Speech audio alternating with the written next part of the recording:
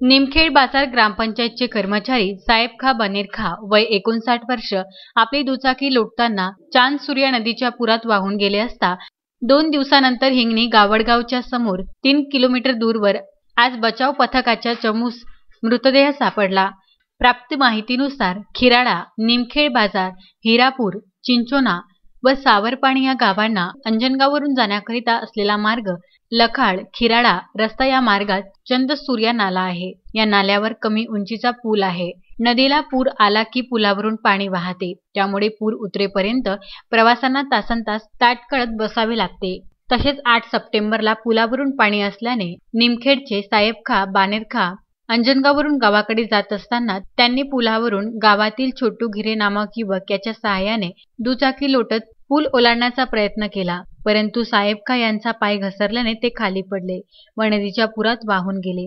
बातमी लिहिस्तोवर साहेब खा यांना शोधून काढण्याची शोध मोहीम प्रशासनाकडून चालू होती। साहेब खा 3 महिन्यानंतर सेवानिवृत्त होत असल्याचे गावातील नागरिक सांगत आहेत।